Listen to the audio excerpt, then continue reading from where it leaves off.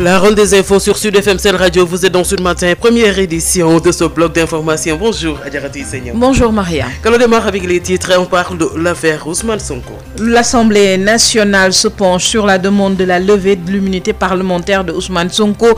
L'opposant est accusé de viol et menace de mort, une manœuvre politicienne selon ses partisans qui ont d'ailleurs violemment manifesté lundi dernier. 20 d'entre eux ont été inculpés donc à la suite de ces violences polémiques autour du retrait des enfants de la rue. Le collectif des Daara modernes de Diourbel proteste encore et interpelle l'État sur les nombreux programmes inachevés pour une meilleure prise en charge de la question des Daara. Une école inclusive à Rufisque, l'unique à Thiawlène, prend en charge uniquement les enfants victimes de surdité. 24 élèves difficilement encadrés.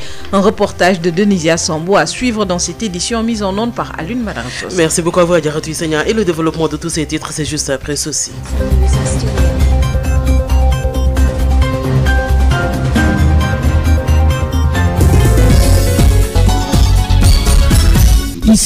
Bonjour à tous, bienvenue. Levée de l'immunité parlementaire de Ousmane Sonko accusé de viol. L'Assemblée nationale déclenche la procédure.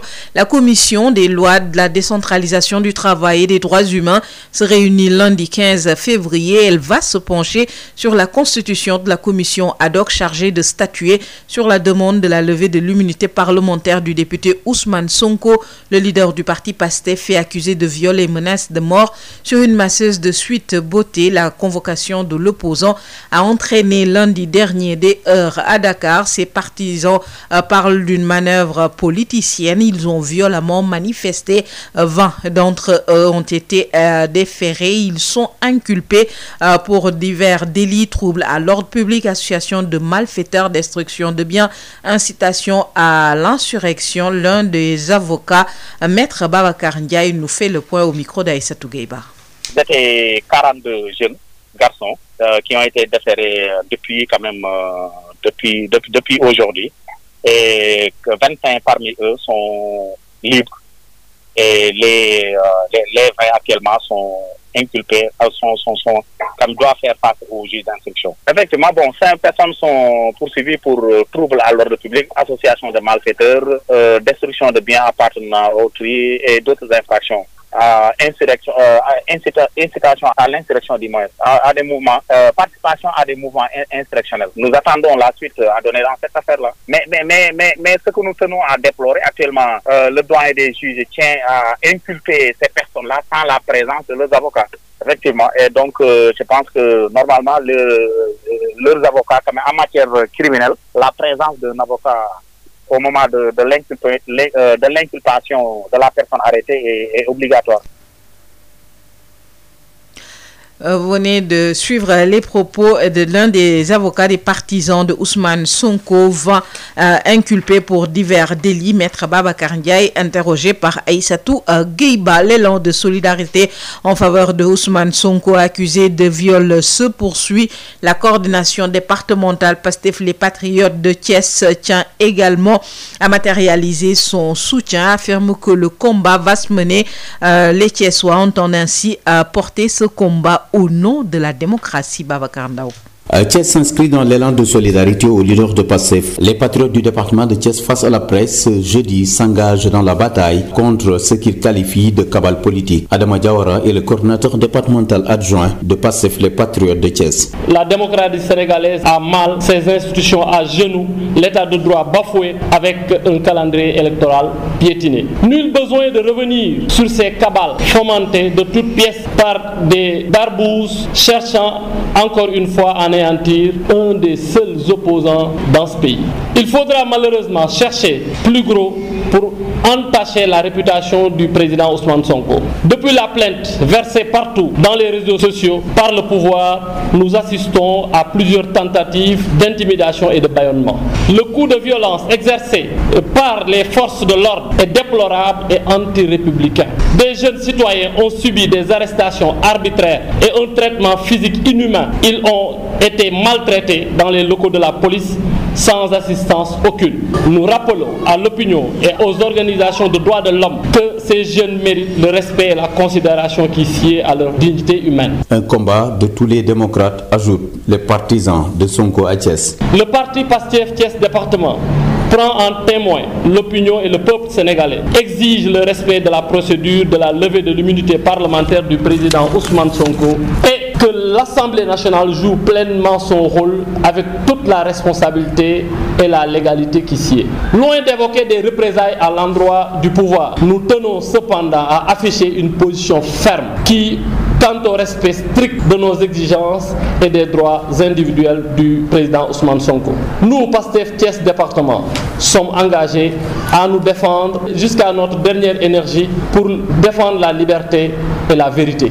Les patriotes du département de Thiès ont dans la foulée interpellé les organisations des droits humains et autorités religieuses de ce pays à intervenir pendant qu'il est encore temps. Babacar Ndao, Thiès sur FM.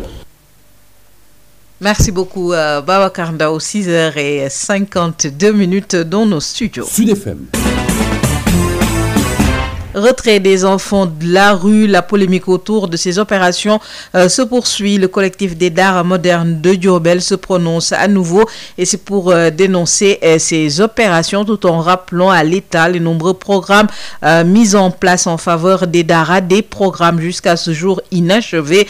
Le collectif exige le vote du projet de loi sur les Daara. Cheikh Gaye, porte-parole du collectif, nous explique au micro de Adam Ndiaye. Et dans cette actualité récente, nous pouvons mettre le doigt sur les programmes inachevés de l'État concernant le PAMOD et le paquet en ce qui concerne les constructions. Mais nous pouvons également indexer la volonté de l'État de retirer les enfants de la rue dans une façon qui nous semble être un peu de l'amalgame. Puisque quand l'État veut enlever les enfants de la rue, il y a quand même une discrimination à faire entre enfants délinquants et talibés ndongo daara qui, après ses études jusqu'à midi, cherchent à manger ou le soir cherchent un dîner en quémandant un peu devant les portes ou en allant voir ce qu'on appelle communément le Ndey Daara. Donc, le collectif déplore et dénonce également avec vigueur le traitement réservé à certains Serigne Daara et à leurs talibés. Nous avons appris par la presse, et ici à Diourbel, nous avons vécu le cas des Serigne Daara qui ont été torturés, déshonorés, parce qu'ils ont été déshabillés, pratiquement ils ont été mis à nu, tout simplement parce qu'on avait quelque chose à leur reprocher.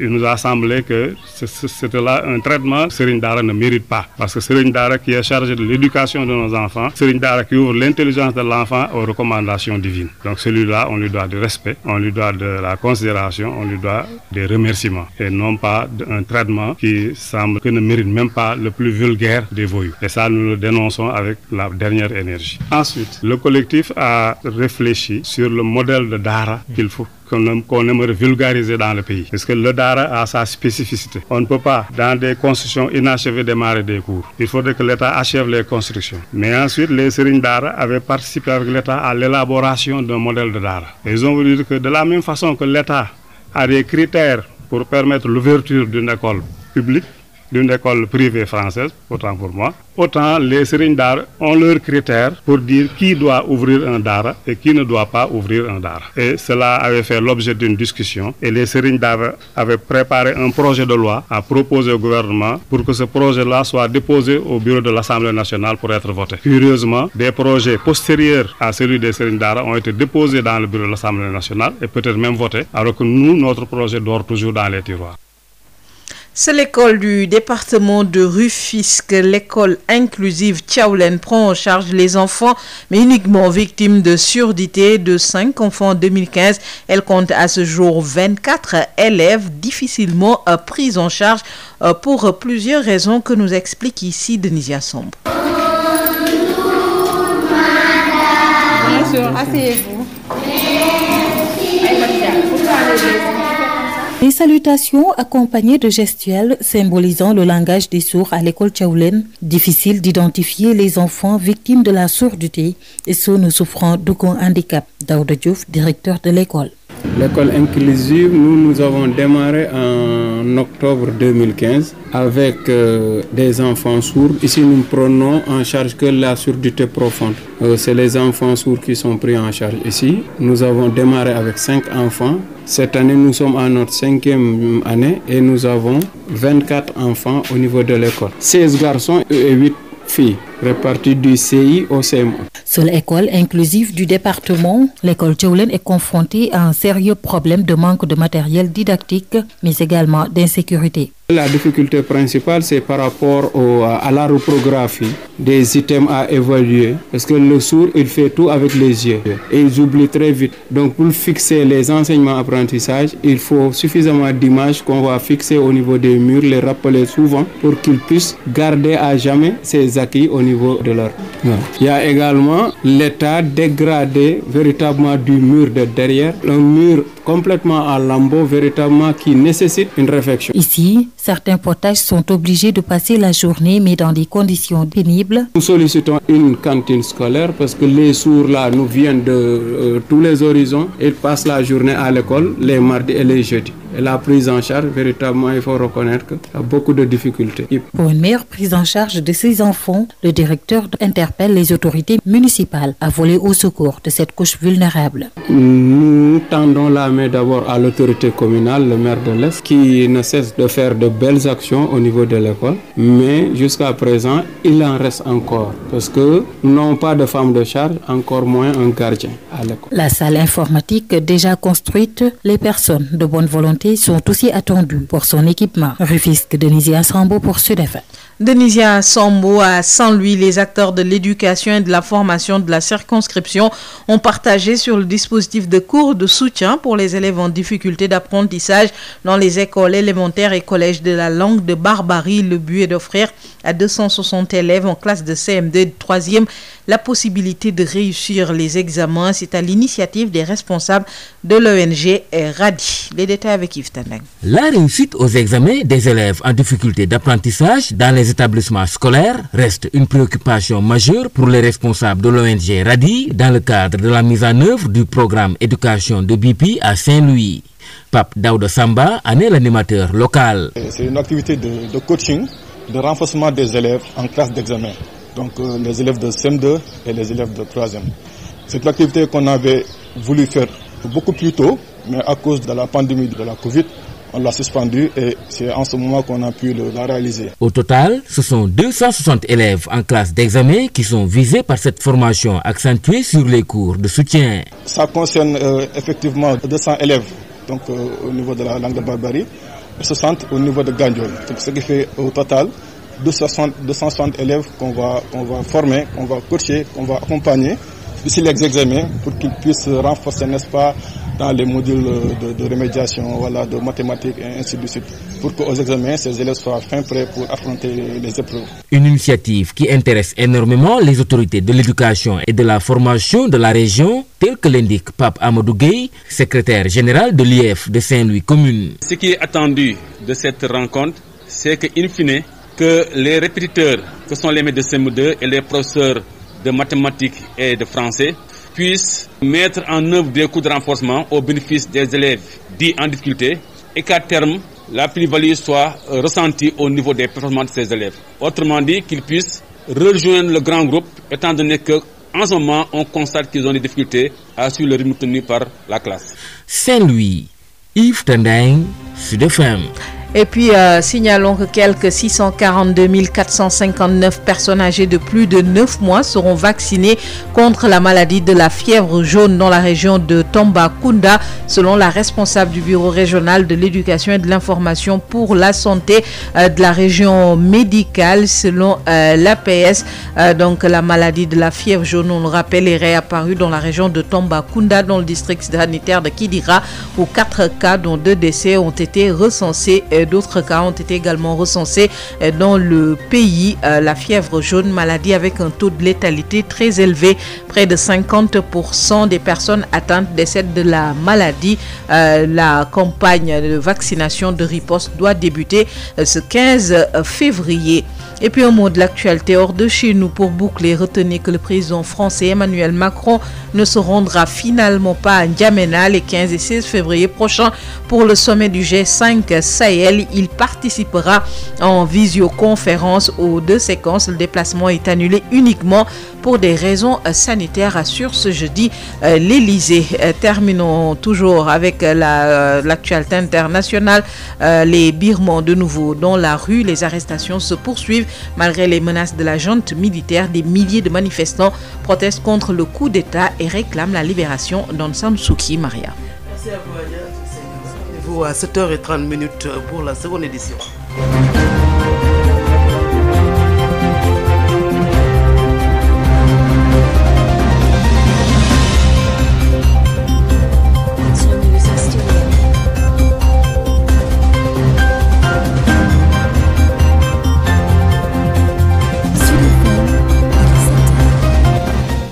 juróom-ñaari waxtu ci Sud FM seen rajo 98.5 ci Ndakaaru lëkkaloog suñuy diiwaan salaamaaleykum ñu tàmbali xibaar yi ci li ci nar a gën a fës jëm ci li nga xam ne rek moo di affaire Ousmane Sonko. Kay mbiri Ousmane Sonko bokk yi asalaamaaleykum bu ñu leen nuyu waatee ci lañ koy daal di doore ba léegi itam tàmbali nañ rek xool nu ñuy def itam gannaaw ndaje mi nga xamee ne leen ci ay député doon nañ ko amal ci assemblée nationale ngir mën a teggi kiiraayam loolu daañ ci dikk daal di koy tënk fi nu toll nii li aju yi tamit ci génne xale yi ci biir mbedd yi itam rawat naag ñi nga xam dañuy gëweelu ñi nga xam ñoo di ay yore ay daara moderne féeteeg boori njaarim ñi ngi yëkkati seen ay kàddu daal ne am na ci loolu nguur gi waxoon na ko waaye ba léegi njaw desandi na xam bi daañ ci dikk léegi ca Tëngéej xeeti école yi itam ngir itam ñëpp war caa mën a tabbee itam rawat naag ñi nga xam ne xëy na am nañu ko loru waaye ñi nga xam ne ñoom ak dégg tamit ñàkk dégg gu baax itam loolee njàngale mi xaw na sanax foofu daañ ci dikk léegi toftal ci incha allah yeneen di xabaar ay ca bu ñu taaxirloo mu daal di yaatal Hadj Maodo Faye.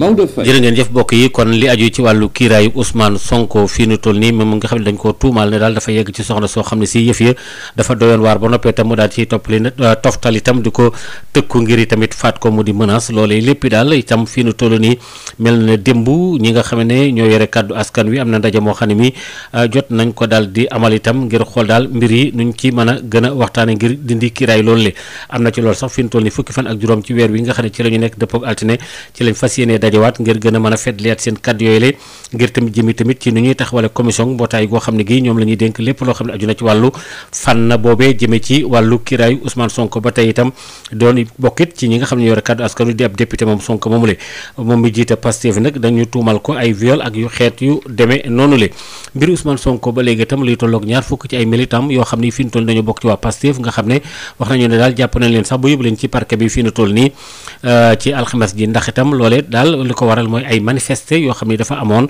fan yi nga xam ne moom la ñu génn daal ay yàq ak yooyu am na ci nag ñooñ bàyyi nañu leen waaye lim bi bin ci jotee tey lu mu gàtt-gàtt mat na ñaar fukk luy maître Babacar Ndiaye kenn la ci avocat Ousmane Sonko yi jokkoo ci ak Aïssatou Gueye Ba. oui effectivement 42 personnes nañu déféré tey mais bu ñu leen déféré ci 42 yooyu 21 yi bàyyi nañ leen tey ñu ñibbi seen kër. parce que yoon daal jàpp ni ñi def ñu dara mais si ñi si def nag dañ leen seen dossier dañ ko jébal juge d'instruction bi waaw dañ ko jébal juge d'instruction bi pour ñu topp leen si ay ñi association de malfaiteurs ñaawte mooy ñu dajaloo déggoo pour def lu ñaaw ak affaire u yàq alalu jaamur ak participer si mouvement insurrectionnel waaw ak trouble à l'ordre public effectivement trouble à l'ordre public ci gàttal daal waaw yooyu nañ leen di toppee waaw ñun incha allah daañu mobiliser wu gën a concerté wu suñu biir xool yan action lañu jël mais en tout cas de cause jàppale ni avocats yi ñoom daañu xool lépp lu leen yoon may ñu jël ko pour xale yi ñu bàyyi leen parce que aussi mouvement de foule saa yu amee moom mënoo wax kii moo def wala kii deful mën na am sax ñu def ñi kenn jàpp leen waaw ñi ñu jàpp nag aussi dara wóoru li ñoom ñoo def parce que amoo lenn lu mën a firndeel ni ñii ñoo def dañ noon ñi am na ñi nga xam ni bokkuñu sax am na ñoo xam ne seen liggéey nañu nekkoon am na ñoo xam ne aussi dañ doon ñibbi seen kër ñu arrêté leen voilà je pense que kon genre cas yu mel nii suñu autorités yi suñu ko dee def nañu leen tëye certes pour apaiser la tension mais su passé li ñu gis ci dëkk yu bare dañ leen di bàyyi ñu ñibbi seen kër mais quant à di leen inculper fii yooyu je pense que loolu moo ñoo ngi koy ñaawlu quoi voilà parce que situation bi ñu toll quand même si apaisement nañu war a daal farataal.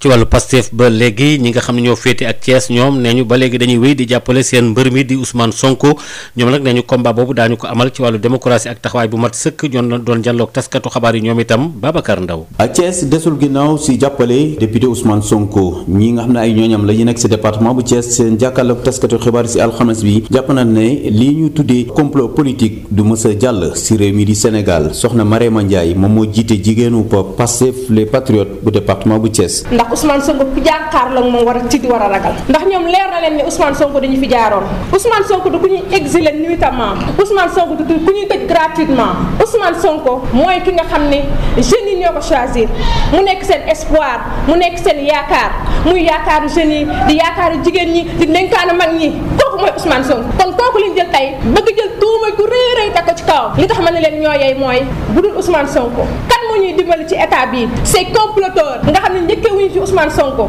te bu ñu seetaanee duñu mujjee ci moom. ñoom nag ñu jàpp sax xeex bi du xeexub ñooñu Ousmane Sonko yi rek.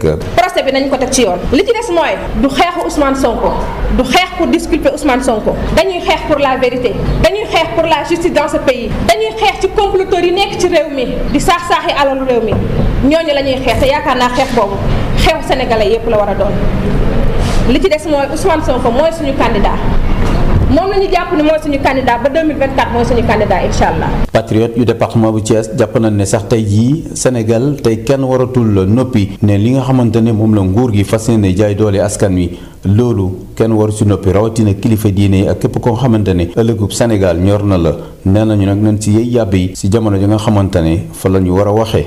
Babacar Ndaw Thiès Sud FM. Babacar Ndaw ñu ngi lay jaajëfal bu baax baax juróom-ñaari waxtu moo dem ba feggoog luy tolloog juróom-benn minute collectif di mbootaay goo xam ne gi daara moderne la maanaam ci daara yi nga xam ne dañ koy yeesalaat ak yooyu ca njaareem nag ñoom la ñu nekk ne daal seen mbootaay googu ñu ngi naqarlu daal xëy na programme tëralin yi nga xam ne ba léegi yeggagul état bi tamit waxoon ko daal mu jëm ci ay projet bu nga xam ne moom la ñu duppee PAKEP ak itam bi ñu duppee PAMOD wax nañu ne daal itam rek dañu bëgg état bi itam mu daal di charte bi nga xam ne moo aju ci loolee ca daara yooyee moderne mu daal di koy voté mu daal di jàll Cheikh Gaye moo yore seen kaddu ci collectif bu daara moderne yooyu li waxtaan ci ak Adama Ndiaye Cheikh Gaye kon daañ ci dikkaat léegi wala Cheikh Serigne Omar Tandian wala lu ci mën a am daañ ci dikkaat léegi ci daara moderne yooyu nga xamee ne ñoo nekk fële ca njaareem ne daal itam liñ bëgg rek mooy état bi ñu daal di jàllale charte bi nga xam ne waxoon nañ ko kon Serigne Omar Tandian mi jiite collectif boobule moo ci dénk ay kaddu Adama Ndiaye. li nga xam ne moo xew ci li nga xam ne mooy nekk ci mbedd mi ñu di ko dégg. ci xale yi ñuy jëlee ay xale ci mbedd mi loolu ñun dañ ne dañoo wax ak état ne ko projet de loi bi nga xam ne mooy réglementé mooy organiser daara ñun li ñu man rek mooy ànd ak état ñu defar projet de loi bi defar nañ ko jébbal nañ ko état moo war a yóbbu projet de loi boobu assemblée nationale ñu voté ko mu organiser réglementé daara waaye secteur boo xam ne kenn organiser wu ko kenn réglementé wu ko loolu jaaduwut ci am réew dañoo toll foo xam ne état moo war a jël ay responsabilités am ne lii mooy daara ku tegu ci lii ñu xam ne daara nga état fekk la fa ndimbal yi muy defal école privée defal li ñuy wax état dafa war a nekk ndey ji seex waaye boot kii wàcce kële suñ gisee suñ projet de loi bi nga xam ne teg nañ ko ci suuf depuis ay at ñu war koo voté te ñu gis yeneen projet de loi yu bees yoo xam ne projet de loi bi jëm ci daara moo ko jiitu woon ñu ne ko fa teg jël yeneen projet de loi ñu di ko voté muy jàll ñu di ca def la ca war ñun daara ñu bàyyi ñu ci ginnaaw rek te ku sob dong génn ci mbedd mi ñu ne la lu tax nga génn loolu moo jaaduwul nañ jël projet de loi bi yóbbu ko assemblée nationale ñu voté ko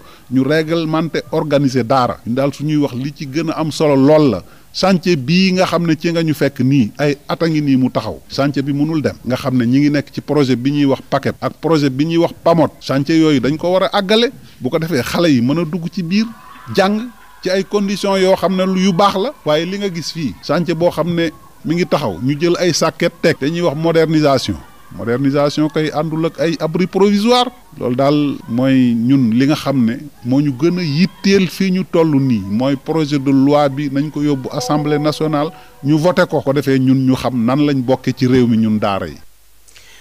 ci loolu ci njàng mi ba léegi école yi benn école bu nekk fële ca Tëngéej nga xam ne daal ñëpp lay jël rawat naag ñi nga xam sax dañoo loru wala daal ñoom ay jafe-jafe ca ak caw leen benn la fa itam juróomi juróomi ndongo lañ amoon ci ñi nga xam ne xëy na ay jamono 2015 booba seen dégg-dégg baaxul ni ñu war a déggee fi mu toll na ci ñaar fukk ak ñeent waaye nag ba léegi itam école bi dafa am ay jafe-jafe lool Denisia Sambu.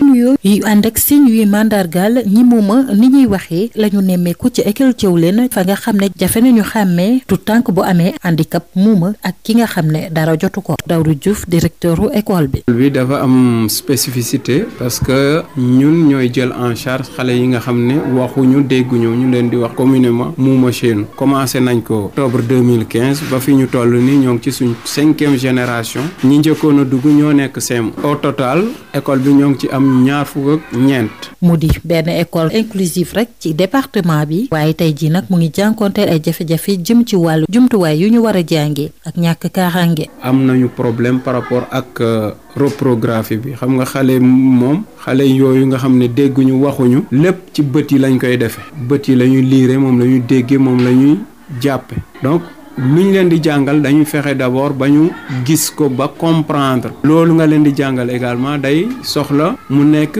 ci biir classe bi fu ñu ko taf fenn nga xam ne dañ koy fàttali ko à chaque fois ba mu yàgg bu ñu ko fixé nga door ko indi beneen donc day laaj papier yu bëri ak di ko afficher beneen jafe-jafe bi mooy école bi également ci ginnaaw mur bi pratiquement tur rek moo fa ne parce que dafa dagg ci digg bi beneen partie bi dafa am foo xam ne dafa daanu xale yi foofu la ñuy jaare ñëw ci biir école bi xar yeeg yeneen yëpp fa lay jaar am na ñoo xam ne sax daanañu jël seeni mbalit yeeg yooyu di fa def ko dépotoir loolu moom xeex nañ ko bañ jóge fa amul sécurité. yenn xale day faral di jóge fu sori lool waral nag ñu fay yendu waaye ci jafe-jafe yu métti. cantine bi également da ciy am solo parce que xale yooyu également ak ñeneen xale fi ñuy jógee par rapport ak école bi dafay xaw a sori donc bu ñëwee mardi ak jeudi mënuñu ñibbi comme ñii ñibbi jokkul ñooy ñibbi Zac Mbao wala ñii ñibbi Sangalkam wala Bargny war a gontu si waat fii 3 heures montagne donc dañu mujj obligé di yendu CGE bi li muy contribuer jàngalekat yi également jàpp ci ñu mën a am loo xam ne moom la ñuy yendoof donc dañuy am restauration dañuy añ mais ci ay coono yu métti la ñuy def. ngir gën a toppatoor tout tànk yooyu Daouda Diouf di tàllal loxo autorité municipale yi ñu ñoo jàpp bu baax a baax ci liggéey bi. ñi ñuy jàppale naturellement mooy suñu kilifa bu nekk fii ci commune bi nga xam ne jot na def lu bëri il faut le reconnaître muy maire est salle informatique baa ngi nii ñuy peinture mais équipement bi day des mur bi ci ginnaaw également ñoo ngi ko ciy interpellé mais cantine bi surtout soxla nañ ko photocopieuse bu mag également buñ ko amee loolu dañ gën a yombalal liggéey bi rek parce que nit ñi gëm ne xale yooyu war nañu mën a jàng te mën nañ jàng pour réussir comme seen morom. Tëngéej Denisia Sambo pour Sud FM. ci wàllu njàng mi ba léegi tamit fële ca Ndar ci élèves yi nga xam ne ñoom ay jafe-jafe ngir jàng itam ca langue de barbarie luy tolloog 2 ci ay élèves yoo xam ne bëgg nañ daal ñuy jàll ci classe CM2 ak ci yeneen i fànn ONG bi nga xam ne moo di RADI nag moo leen cay jàppale Yves Tendeng. fexe ba élèves yi nga xam ne ni dañuy fara jànkonteel ay jafe-jafe ci biir seeni école te ñu toll ci classe CM2 ak classe 3e mën a réussir ci seeni examen daanaka loolee mébétu ñi nga xam ne ni ñooy njiitu ONG RADI mi nga xam ne ni mooy tëral fii ci Ndar programme éducation bu kuréelu BP kii di Pape Daouda Samba mooy animateur local bu boobule projet ci biir ONG RADI. donc activité bi nga xamante ne moom la ñu tënk tey yaakaar naa am na li ko jiitu parce que inspecteurs yi jot nañu confectionner ay outils moo leen mën a permettre tey ñu ñëw mën a partager avec les acteurs yi nga xamante ne ñoom ñoo bokk ci activité bi et que ñu mën a lancer activité bi mu dem dans les écoles yaakaar naa après enseignants yi fi nekk ak directeurs yi ñoom seen biir école dinañu renforcer élèves yi et que ñoom aussi dinañu jaar ci école yi xool ndax li ñu tëraloon ñu ngi koy respecté. ñoo ngi toll nag ci 200 ak juróom-benn fukk ci ay élèves yi nga xamee ni tànn nañu leen ngir gunge leen te tàggat leen ci fànn boobule. activité bi dafa concerner 200 élèves de la langue de barbarie 60 élèves bu Gandiol donc au total muy 260 élèves yoo xamante ne dañu ne woon comme que temps bi nga xamante ne ñu ngi koy am ci école yi du doy dañuy jéem a wut beneen temps boo xamante ne dañu koy dolli soit mercredi soir soit vendredi soir pour ñu mën leen renforcer ci seen ay lacunes en mathématiques en lecture wala en didactique. muy initiative bu nga xamee ni ñi nga xamee ni ñuy njiitu njàng mi ak jàngale bi fii ci Ndar ñoo ngi koy rafetlu te ñu ci xaarandi lu bëri bu ñu sukkandikoo ci kàddu kii di inspecteur Pape Amadou Gueye mi nga xamee ni mooy secrétaire général bu inspection éducation ak formation bu Saint-Louis commune. amoon na élèves yu bëri yoo xam ni daan amoon problème pour suivre rythme bi nga xam ni moom la classe bi di am mooy xale yu am ay jafe-jafe ci njàng donc tey jii nii li ñu seen ci daje bi mooy que ni enseignants yi fi ñëw jëlee fi xam-xam boo xam ne suñu demee daan ko jëfee pour que xale yi nga xam ne noonu difficulté ñu jëleen en charge ñu mën a jàng ba dabaat groupe bi nga xam ne mooy groupe classe bi. ki doon jokkoo ak yéen fii ci Saint-Louis Yves Tendeng Sud FM. fukki minute ak juróom kon moo feggu ci juróom-ñaari waxtu soxna Maria jërëjëf.